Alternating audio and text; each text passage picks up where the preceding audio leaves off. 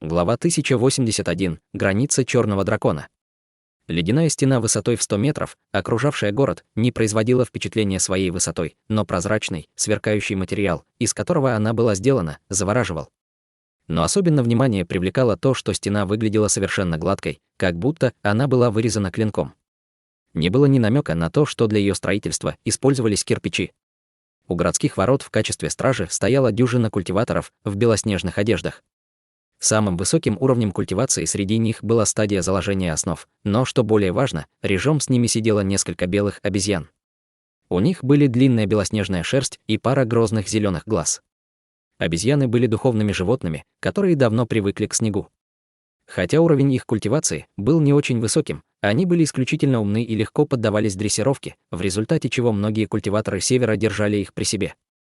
Однако эти обезьяны были особенно большими, в несколько раз больше, чем можно было бы ожидать от обычной снежной обезьяны, и их демоническая ци показывала, что они были демоническими зверьми 4 или 5 ранга, что было эквивалентно силе культиватора заложения основ.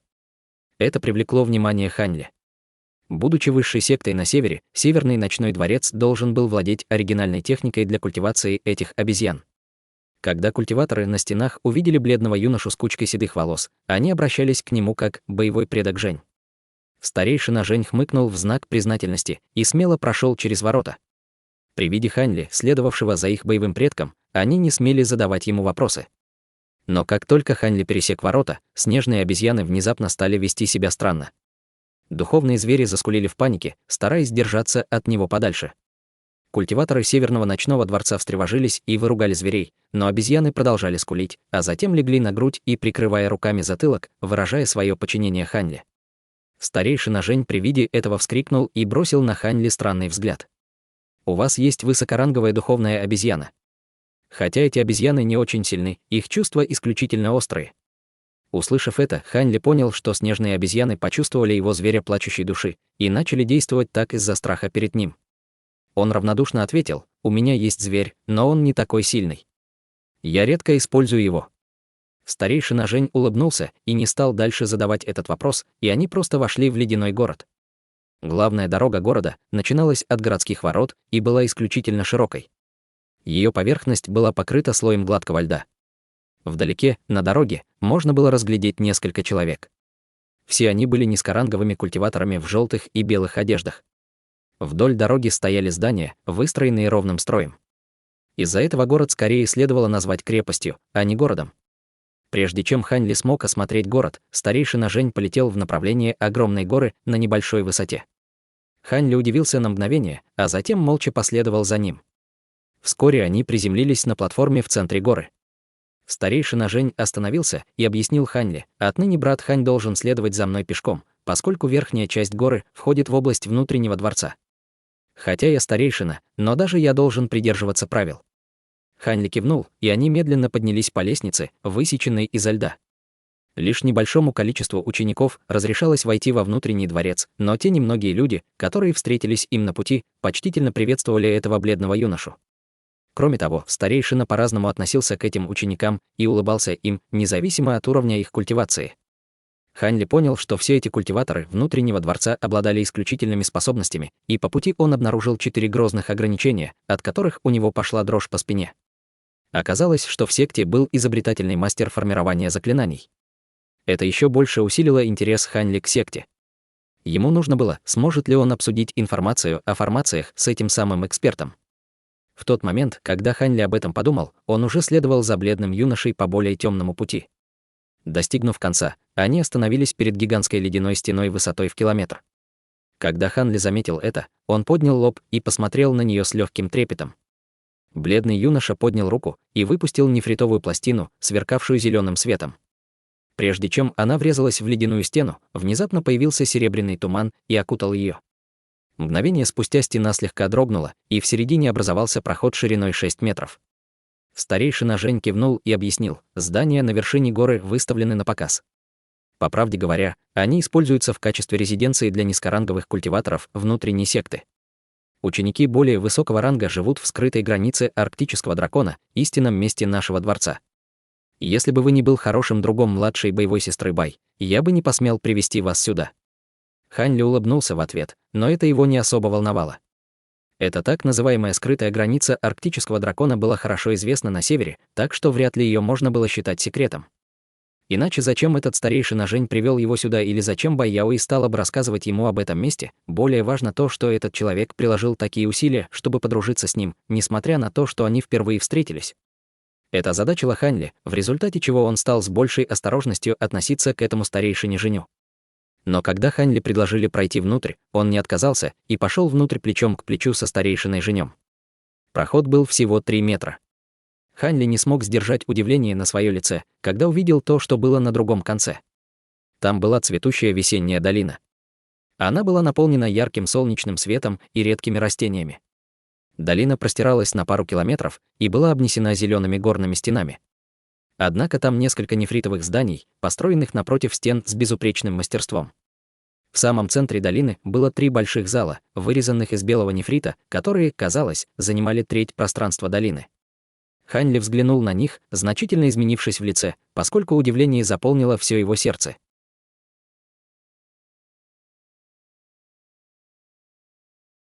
Глава 1082. Ледяные духовные пустоты. Зал небесной пустоты. Внезапно в голове Хань Ли возникла тревожная мысль. 3 зала нефритового дворца были в том же стиле, что и зал небесной пустоты области моря рассеянных звезд. Они были вырезаны из отдельных частей тонкого нефрита и сияли великолепным светом. Однако, присмотревшись, эти здания были размером всего лишь в 1/3 размера зала небесной пустоты. Хань Ли силой подавил удивление и снова посмотрел на них. В конце концов, он пришел к выводу, что первое впечатление оказалось верным и что не было никаких сомнений в связи между 3 зданиями и залом небесной пустоты. Однако на воротах зала не было никаких указателей. Подняв брови, Хань Ли спросил: «Это внутренний дворец секты?» Как и ожидалось, он расположен вместе с богатой духовной ци, но 3 больших зала выглядят довольно старыми. Какая у них история? Старейшина Жень взглянул на 3 здания и ответил: «Вы говорите о залах духовной пустоты. Эти 3 здания были здесь до создания секты. Стоит сказать, что предок секты и несколько его хороших друзей использовали свои способности, чтобы разместить их здесь. Изнутри они еще более изумительны. Залы духовной пустоты». Хань Ли повторил название со странным выражением на лице. Старейшина Жень с загадочной улыбкой сказал: «Они вас заинтересовали, брат Хань. Однако они остаются запечатанными и используются только для важных дел. Их открывают с одобрения половины старейшин секты, однако о причине этого я вам рассказать не могу». Хань Ли улыбнулся в ответ и больше не задавал вопросов. Подозрения в попытках проникнуть в тайны другой секты могли за собой понести серьезные последствия.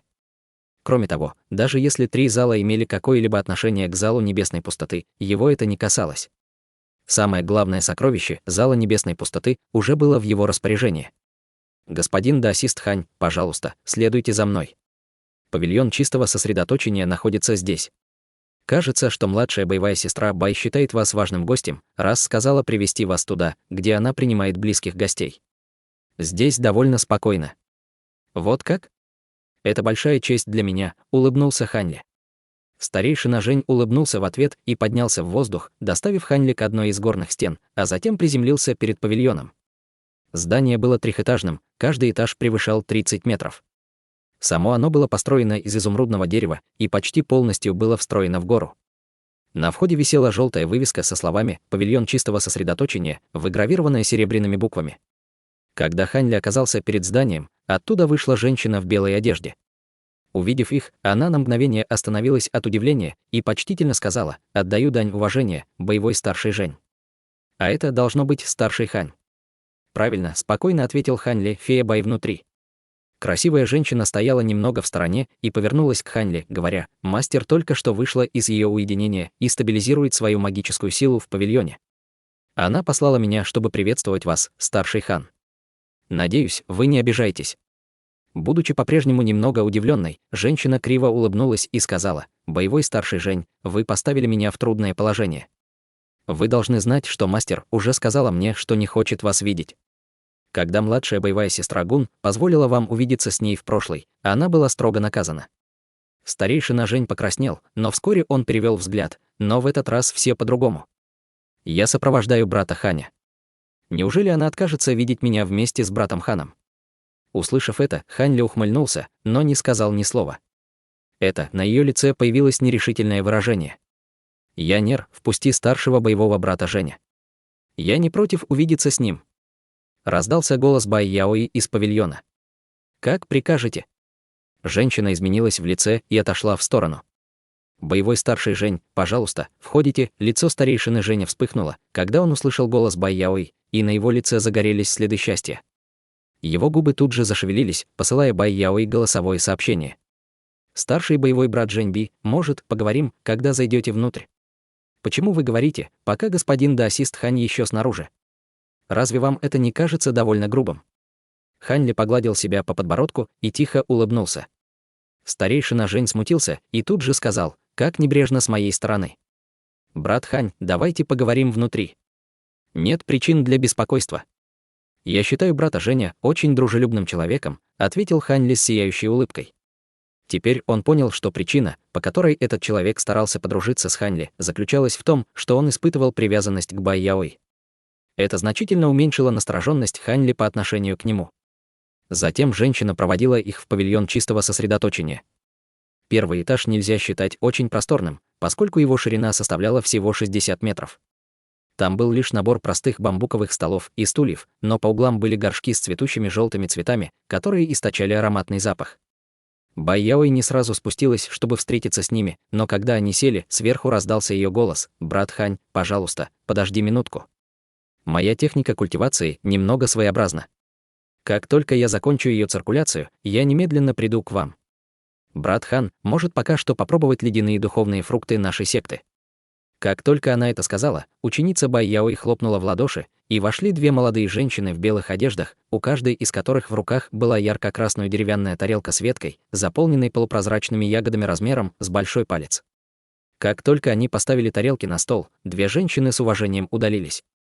Ледяные духовные фрукты – достопримечательность нашей секты.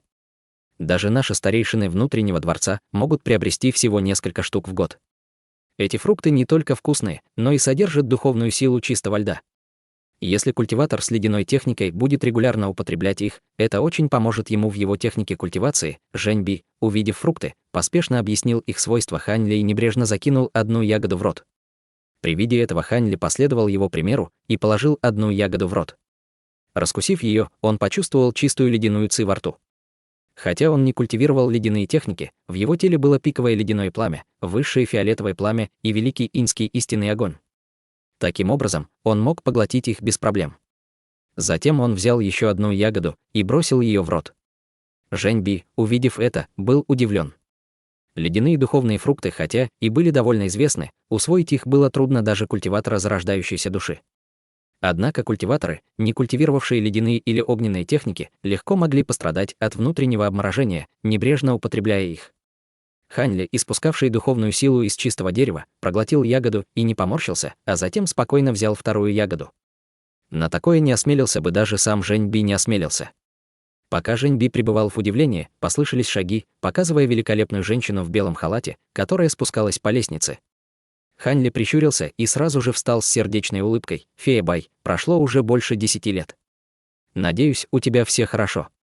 Лицо Жени Би засветилось от счастья. «Младшая боевая сестра Бай, вы наконец-то согласились меня увидеть.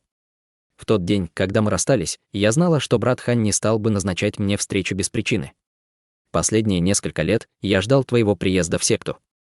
Так что твой визит не был неожиданностью», — улыбнулась Хань Ли, но затем повернулась к Жень Би, и ее лицо стало холодным. «Что касается тебя, старший военный брат Жень, я бы не согласилась увидеться с тобой, если бы не брат Хань». Жень Би поспешил сказать: «Я уже нашел способ решить проблему. Я определенно не оставлю тебя разочарованной». Бай Яои покачала головой и сказала: «В таком случае поговорим об этом позже. Господин даосист Хань преодолел долгий путь. Оставь это дело на потом». Выражение лица Жень Би на мгновение стало подавленным, но ему сразу же что-то пришло в голову. Затем он улыбнулся и сказал: «Хорошо, я найду возможность поговорить об этом более подробно в будущем. Сейчас я уже очень рад, что ты согласились увидеться со мной». Бай Яои кивнула с нейтральным выражением лица и сел на главное место за столом. Хань Ли и Жень Би сели обратно. Осмотрев ее, Хань Ли улыбнулся и сказал: «Фея Бай, твой уровень культивации значительно возрос с тех пор, как мы виделись в последний раз». Бай Яои улыбнулась в ответ: «Брат Хан, должно быть, шутит». Мои способности не сравнятся с твоими. Она прекрасно помнила проявление способностей Хань Ли в Иньянской пещере и на горе Куню, и поэтому относилась к нему с величайшим уважением. Заметив уважение Бай Яой к Хань Ли, Жень Би изменился в лице и удивленно посмотрел на Хань Ли. Бай Яой продолжила: «Брат Хан, хотя ты говорил, что прибудешь в Северный ночной дворец, ты не говорил о цели своего визита». Лицо Хань Ли на мгновение стало задумчивым, а затем он ответил с усмешкой: «Раз ты сама заговорил об этом, то буду откровенен. Это правда, я пришел в Северный ночной дворец, потому что у меня есть просьба к тебе».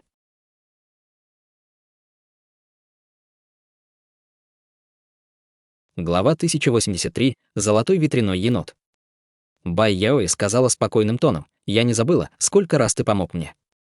Пожалуйста, говори прямо, что тебе нужно». По правде говоря, даже если Хан Ли не спас ее от льда, запечатавшего ее в пагоде подавления демонов, он все равно обладал внушающими страх способностями, сравнимыми с культиватором на поздней стадии зарождающейся души. Она была счастлива подружиться с таким персонажем. Хан Ли спокойно сказал: «Это не особо важное. Я слышал, что на Северном ночном острове растут высшие ледяные цветы. Они мне нужны в качестве основного ингредиента для таблетки».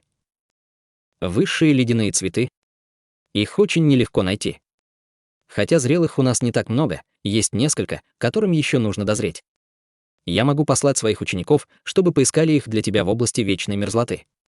Зрелый цветок растет только в вечной мерзлоте. С этим не должно быть проблем. Хань Ли усмехнулся: «Здорово, что ты можешь мне помочь. Было бы довольно неприятно, если бы мне пришлось справиться с этим в одиночку». Бай Яой улыбнулась: «Это пустяки. Однако на это потребуется несколько дней. Раз уж брат Хань пришел в нашу секту, как насчет того, чтобы остаться на несколько дней? Я восхищаюсь твоими способностями. Возможно, мы сможем обменять опытом культивации. Мне также очень интересны техники вашей секты. Я давно слышал, что в вашем дворце есть несколько самых мощных ледяных техник во всё Великом Цзине. Хотя я лично не культивирую технику ледяного элемента, возможно, я смогу получить от них свои преимущества». После этого краткого обмена между ними началась дискуссия. Поскольку они находились в одинаковых сферах культивации, они начали говорить о своих проблемах в культивации. Поскольку Жень Би также был культиватором на средней стадии зарождающейся души, он тоже смог добавить несколько оригинальных моментов. Таким образом, в павильоне время прошло в оживленной болтовне. Спустя полдня Хань Ли попрощался, чувствуя себя неуместным беспокоить ее, поскольку она только недавно вышла из уединенной культивации. Увидев это, Бай Яой не стал просить его остаться. Вместо этого она приказала, чтобы ее ученица по фамилии Юань проводила Хань Ли в здание для почетных гостей. Его уведомят, как только будет получена информация о высших ледяных цветах. Когда его просьба была принята, он попрощался с двумя культиваторами и последовал за ученицей из здания. Жень Би ушел не сразу. Казалось, он еще о чем-то хотел поговорить с Бай Яой. Прекрасная женщина проводила Хань Ли к дюжине изящных зданий, встроенных в горную стену. Казалось, эти здания были предназначены для уважаемых гостей. Зная, что Бай Яой высоко ценит Хань Ли, красивая женщина чрезвычайно уважительно относилась к Хань Ли и отвечала на все его вопросы в меру своих знаний. В мгновение ока они оказались перед одним из зданий. Прежде чем они вошли, из здания вышла молодая, похожая на куклу женщина в одежде горничной. Женщина немедленно вышла вперед и поклонилась: «Отдаю дань уважения боевой тете Юань». Ученица Юань строго сказала: «Боевая племянница Хуа — это старший Хань, уважаемый гость боевого предка. Служи ему хорошо. Если ты проявишь небрежность, тебе не избежать наказания. Я сделаю все возможное». Сердце горничной дрогнуло, и она ответила уважительным тоном. Тем временем она взглянула на Хань Ли и поспешно отвернулась, когда их глаза встретились. Хань Ли улыбнулся ей. Ученица Юань повернулась к Хань Ли: «Старший хан, если вы недовольны боевой племянницей Хуа, мы немедленно заменим ее». «Нет необходимости. Она подойдет», — Хань Ли покачал головой и шагнул в здание. Женщины последовали за ним. Интерьер здания был хорошо обставлен и удовлетворял требованиям Хань Ли. Было несколько простых ограничений, которые мешали культиваторам заглядывать внутрь. Сказав еще пару слов, он проводил учениц и остался один в резиденции. По правде говоря, он оставался немного уставшим, пока путешествовал с тех пор, как покинул горы снежной цепи. Он планировал использовать это время для полноценного отдыха и возвращения к своим пиковым показателям. 2 дня Хань Ли провел в медитации на 2-м этаже и не показывался наружу. Если бы он бродил по секте по своему усмотрению, он наверняка привлек бы внимание многих высокоранговых культиваторов. В конце концов, он был иностранным культиватором стадии зарождающейся души. Так что было естественно, что другие в отношении него были на чеку. Он также не собирался вызывать неприятности. Хотя он хотел получить больше информации о великом инском истинной пламени, он не рискнул бы действовать, пока не закончит переработку высших ледяных таблеток. Снятие проклятой печати с души Нангун Ван было для него самой приоритетной задачей. Что касается служанки, которая должна была прислуживать ему, он не обращался к ней, кроме просьбы ждать снаружи. Утром третьего дня его лицо начало шевелиться, пока он сидел в медитации. Его тело засверкало лазурным светом, и раздался ряд ударов. Он открыл глаза с угрюмым выражением лица. Чье-то духовное чутье без всяких ограничений прошло сквозь ограничения здания и сразу же принялось исследовать его тело. Таким образом, он решительно отразил его. Однако духовное чутье этого человека было не слабее его собственного. Оно должно было принадлежать культиватору на поздней стадии зарождающейся души. Мысли Хань Ли быстро зашевелились, но прежде чем он смог придумать, как ответить, он услышал нежный детский голос в своем ухе. «Ты господин даосист Хань? Я мастер арктический дракон. Не хотите ли встретиться со мной?» Мастер арктический дракон. Сердце Хань Ли дрогнуло. Разве это не великий старейшина Северного ночного дворца? Он был чрезвычайно загадочным человеком. Хотя на севере он был известен как могущественный, было довольно странно, что никто не видел его действия. Как будто он стал великим старейшиной за одну ночь. Хань Ли чувствовал себя немного странно, но с его нынешними способностями ему нечего было бояться культиватора на поздней стадии зарождающейся души. Мгновение помедлив, он быстро ответил своим духовным чутьем: «Раз даосист арктический дракон сам пригласил меня, как я могу отказаться от такой доброты? Я немедленно выйду отдать вам дань уважения». Довольный ответом Хань Ли, мастер арктический дракон с радостью сказал: «Хе-хе, очень хорошо. Мои духовные звери скоро прибудут. Господину даосисту Ханю нужно будет только следовать за ними. Моя резиденция будет удостоена чести твоего присутствия». Вскоре вспыхнул белый свет, и нити духовного чутья исчезли. Хань Ли стал действовать не сразу. Он остановился, а из его глаз вспыхнул свет, а затем он стал медленно спускаться по лестнице. Горничная сидела на стуле на первом этаже и просматривала нефритовую пластинку в руке. Увидев, как Хань Ли спускается, она поспешно встала. Он просто кивнул ей и вышел из здания, не обращая на нее внимания. Горничная осталась в шоке, не зная, что делать. С ее нынешним уровнем культивации она не могла знать, что произошло на верхнем этаже. Выйдя на улицу, Хань Ли сразу же заметил духовного зверя, сидевшего на дереве, напоминавшего кота. Он посмотрел на Хань Ли с горящими желтыми глазами. Его тело сияло блестящим золотым мехом, словно оно было сделано из чистого золота. Он прищурился и осмотрел маленького зверя, а затем его лицо удивилось от удивления. Золотой ветряной енот. Эти редкие существа живут в разнополых парах. Говорят, что их методы сокрытия просто невероятны, пробормотал про себя Хань Ли. Затем его выражение лица пришло в норму, и он перевел взгляд на другое дерево, ничего не обнаружив. Убедившись в личности Хань Ли, енот взвизгнул, из близлежащего дерева вспыхнул золотой свет, раскрыв еще одного маленького зверя. Енот был немного меньше того, которого Хань Ли увидел первым. Сердце Хань Ли дрогнуло. Даже с его мощным духовным чутьем он не смог обнаружить этого зверя. Два золотых ветреных енота переглянулись между собой и сразу же помчались вперед. Недолго думая, тело Хань Ли вспыхнуло ярким светом, и он следовал за двумя зверьми в виде полоски лазурного света. Пока он следовал за ними, произошло нечто неожиданное. Один из золотых ветреных енотов расплылся и исчез перед Хань Ли. В своей тревоге он поспешно проверил поблизости своим духовным чутьем, но это не дало никаких результатов. Он чувствовал, как у него застыла кровь в венах. Не желая сдаваться, он использовал свои глаза духовного прозрения и проверил окрестности. В конце концов, он нашел его возле первого енота. Притавшийся енот вел себя словно тень первого енота. Наконец, найдя зверя, Хань Ли внутренне вздохнул с облегчением. Если бы что-то, что он действительно не мог обнаружить поблизости с собой, это бы было очень нехорошо. Два золотых ветреных енота двигались несколько быстрее, чем обычные техники полета, что Хань Ли отставал от них. По дороге он встретил много культиваторов внутреннего дворца. Они были несколько шокированы, увидев незнакомое выражение лица Хань Ли, но когда они увидели, что впереди него летели два золотых ветреных енота, они, казалось, все поняли и больше не стали на него обращать внимание. Конечно, в первую очередь никто бы не посмел заблокировать Хань Ли, учитывая его уровень культивации. Следуя за животными, он пролетел через несколько зданий, прежде чем приблизился к каменным воротам перед горой. Каменные ворота были около 20 метров в высоту и сияли бледно-желтым светом. На их поверхности сверкали талисманные иероглифы, словно под воздействием крупного ограничения. Хань Ли остановился и взглянул на них, слегка прищурившись.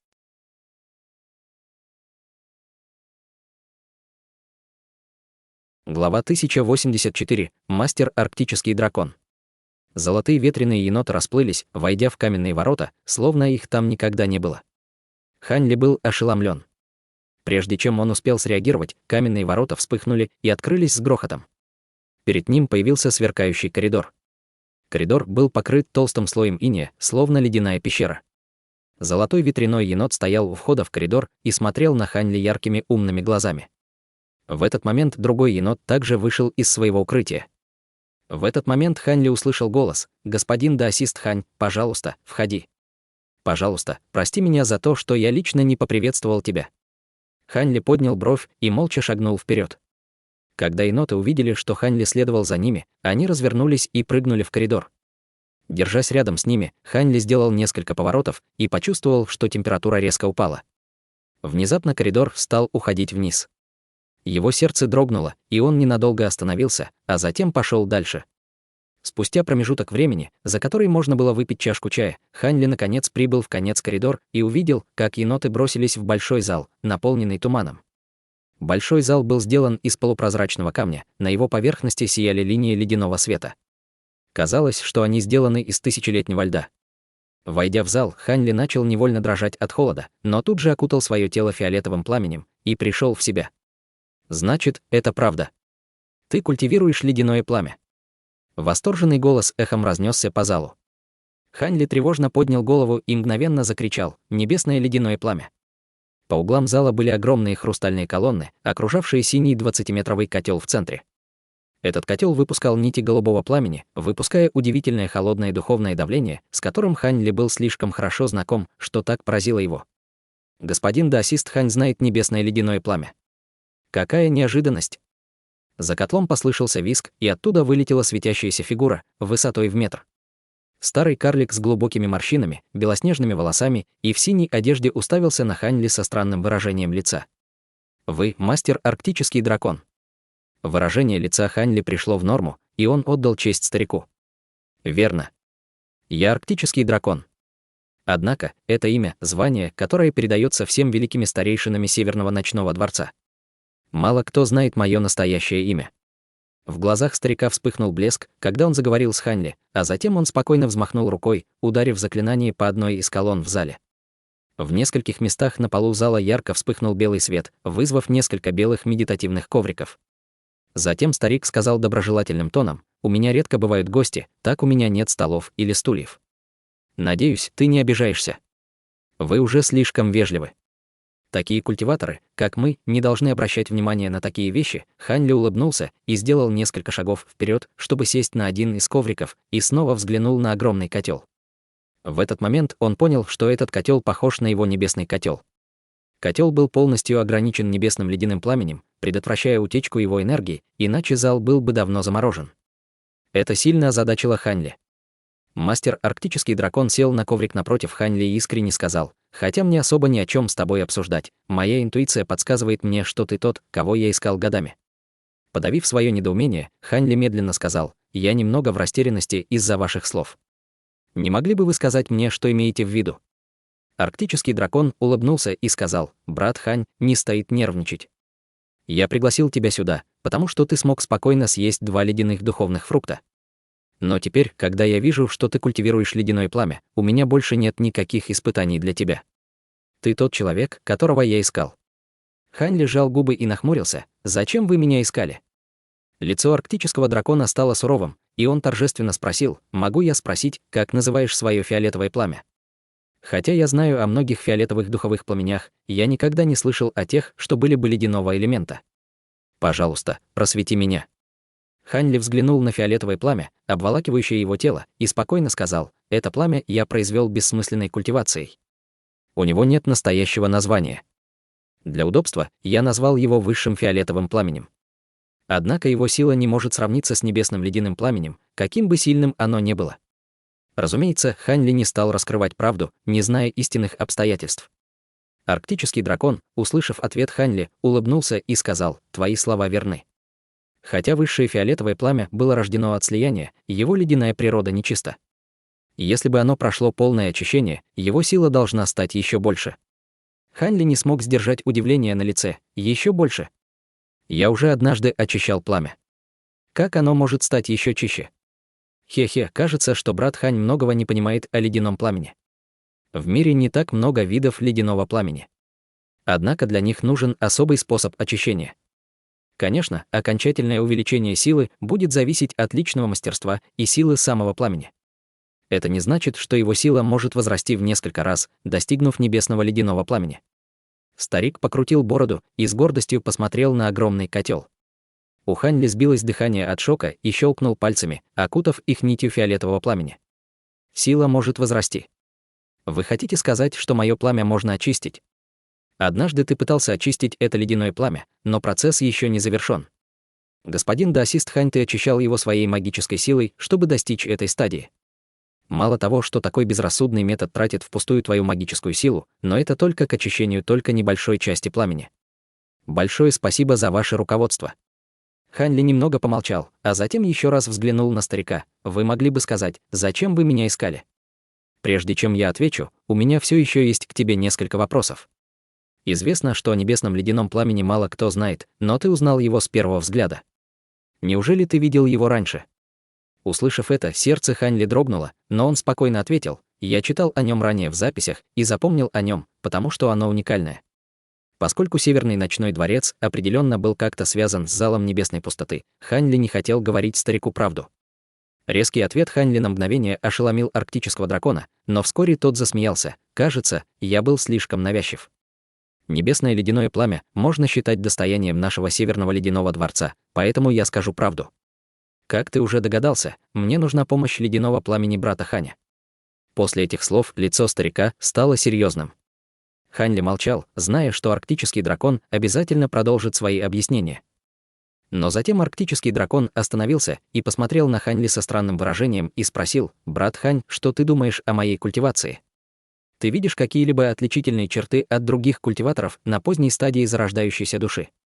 Учитывая слова арктического дракона, Хань Ли использовал свое духовное чутье, чтобы осмотреть старика. Затем он нерешительно сказал: «Вы, несомненно, являетесь культиватором на поздней стадии зарождающейся души, но ваше духовное чутье и культивация намного сильнее, чем у других великих культиваторов, которых я видел раньше. Таким образом, вы немного отличаетесь от них».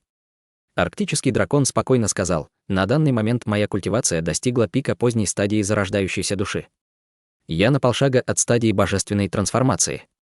По правде говоря, я задержался на этом этапе в течение 300 лет.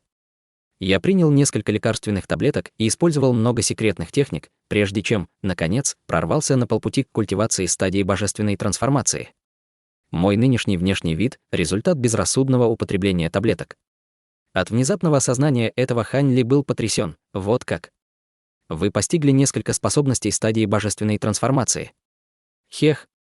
С моей нынешней внешностью я избегал встреч с другими людьми. Я остался в уединенной культивации, изучая методы преодоления последнего барьера на стадии божественной трансформации. В результате множества лет напряженной работы, после просмотра нескольких древних записей, я в конце концов нашел окончательное решение. Говорят, что этот метод имеет 30% вероятности преодолеть узкое место и позволить мне подняться на стадию божественной трансформации. Вы хотите использовать для этого ледяное пламя? В таком случае, разве вам не лучше будет обратиться к культиваторам своей секты? Ведь у вас много кто культивирует техники ледяных элементов. Не должно быть трудно найти старейшину, который культивирует ледяное пламя. Почему я? Для этого метода требуется 5 различных культиваторов зарождающейся души, каждый из которых обладает разным ледяным пламенем. У Северного ночного дворца есть 2 культиватора, которые обладают ледяным пламенем, и мне также удалось найти 2 вне секты. Последнего я искал в течение нескольких лет, но до сих пор не нашел его. С этими словами лицо старика переполнилось волнением.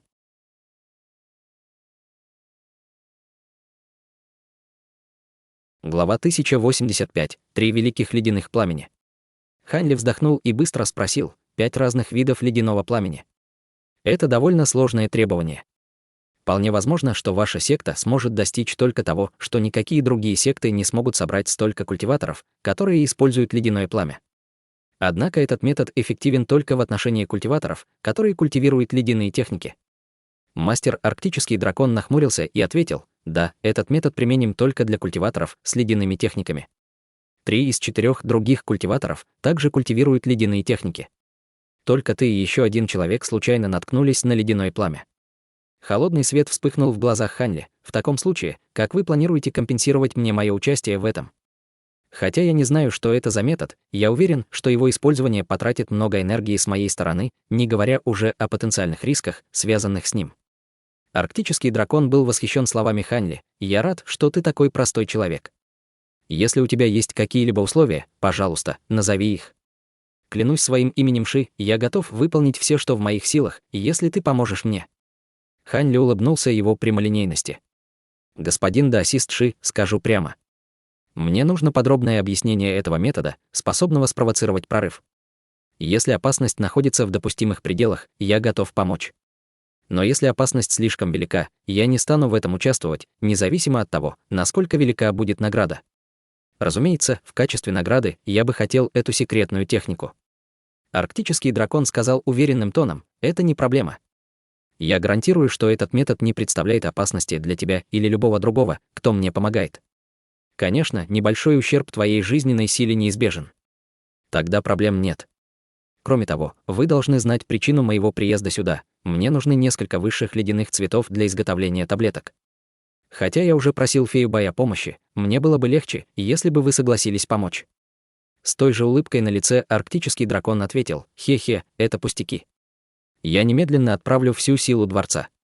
Они найдут цветы как можно скорее. Кроме того, я бы хотел технику очистки ледяного пламени, о котором вы говорили. Я хочу использовать ее, чтобы увеличить силу моего высшего фиолетового пламени. Нет проблем. Мое последнее условие — мне интересно посмотреть на хранилище записей вашей секты. Я слышал, ваш дворец — секта, существующая с древних времен. Нет проблем, немного поколебавшись, сказал арктический дракон. С удовлетворенной улыбкой Ханли сказал: господин Даосист Ши, с вами приятно иметь дело. Я сделаю все возможное, когда придет время.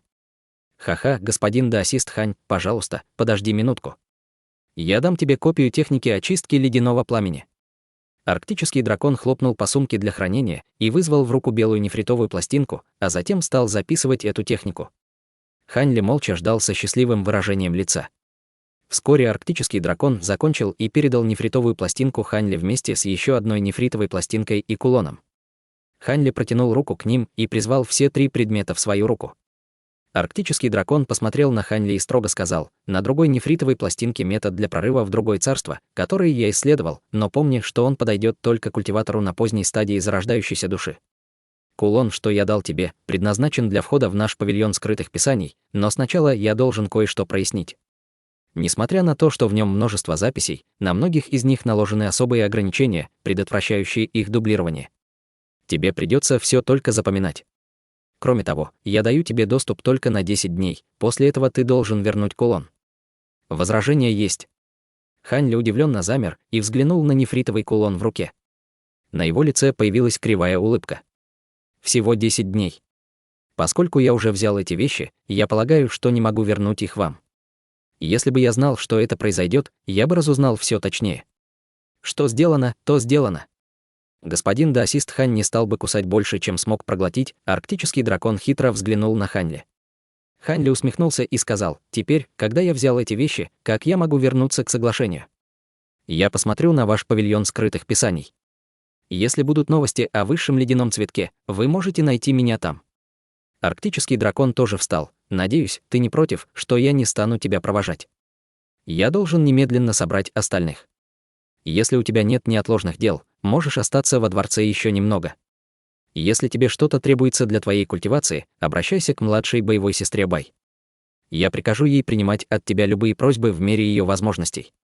Спасибо за беспокойство, господин Даосист Ши. Ханли кратко попрощался и вылетел из зала в виде полоски лазурного света. Когда арктический дракон увидел, как Ханли исчез, улыбка исчезла с его лица.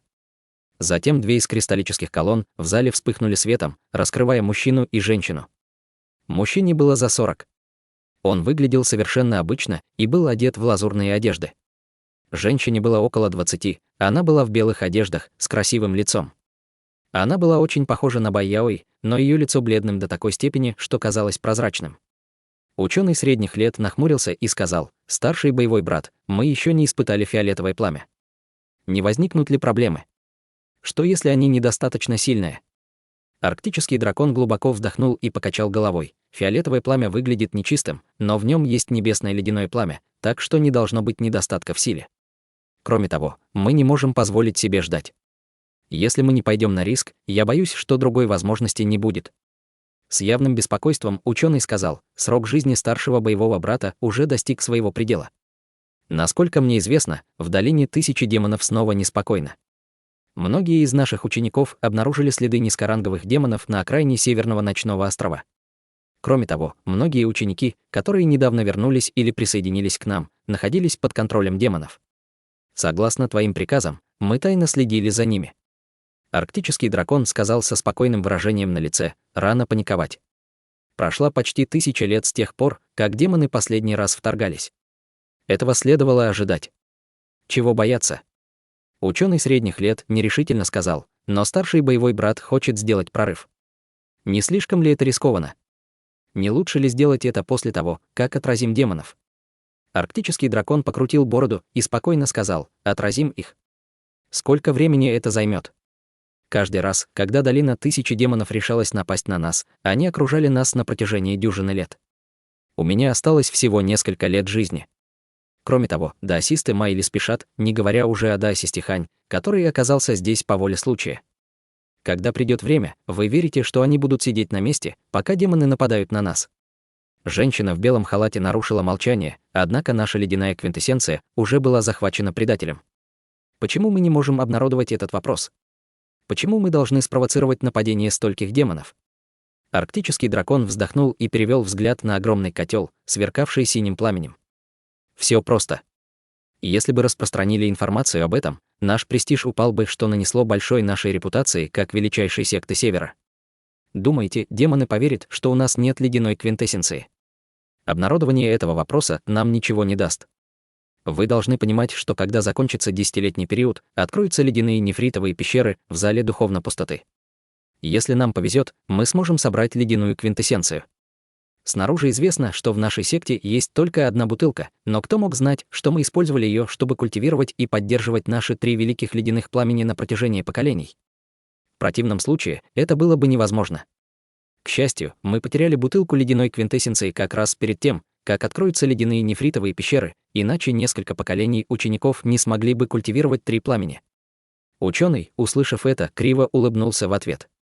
Затем арктический дракон сменил тему и сказал: ваше черное ледяное пламя и ледяной феникс стали слабее. Когда мы приобретем больше ледяной квинтэссенции, возьмите несколько капель, чтобы восстановить их силу. Это увеличит мои шансы на прорыв. Большое спасибо, старший боевой брат.